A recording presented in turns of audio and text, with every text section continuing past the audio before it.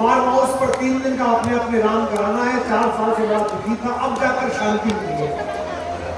तो मुझे लगा कि कोई बीमारी हो गई होगी। मैंने कहा क्या बीमार हो गए थे? बोले नहीं नहीं, वो छोटे भाई से संपत्ति का विवाद चल रहा था सुप्रीम कोर्ट में, वो मैं जीत गया। सगे भाई पर मुकदमा करके राम और भरत की कहानी सुनना चाहते हैं। ये कहानी इसीलिए आपको सुनाई जानी आवश्यक है ताकि भारत की परिवार और संस्कार की मर्यादा बची रहे। मुरादाबाद वालों, तुम्हारा सब कुछ लुट चुका है, एक ही चीज बची है, परिवार और संस्कार। इस पर डाका डालने का प्रयास है किसी तरह ये, और ये परिवार है।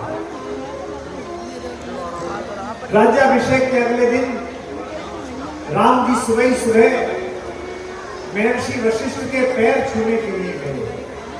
पहले से ही जाते थे। प्रातःकाल उठ के रघुनाथा, माता पिता गुरु नाम ही माथा। तो जैसे ही पैर छुए तो गुरु जी ने कहा, आइए सम्राट आपका स्वागत है। तो राम चौंक गए। आपका कोई आदरणीय व्यक्ति आपको पद से बोलने लगे तो समझ जाइए वो नाराज है। ये हमारे कलेक्टर साहब बैठे, कमिश्नर साहब बैठे, इनकी पत्नी जिस दिन ये कहने लगे आओ कलेक्टर साहब, समझो आज नौकरी संकट में। मेरे पिताजी में जब लौट के जाता हूं, सामान्य बातें करता, हाँ भाई कहा गए थे। जिस दिन वो आदर से बोले मैं समझ जाता हूं आज कार्यक्रम समाप्त। आज किसी ने घर में कोई गलती की है, किसी गृह सेवक से कोई अपराध हुआ है या मुझसे कोई अपराध हुआ।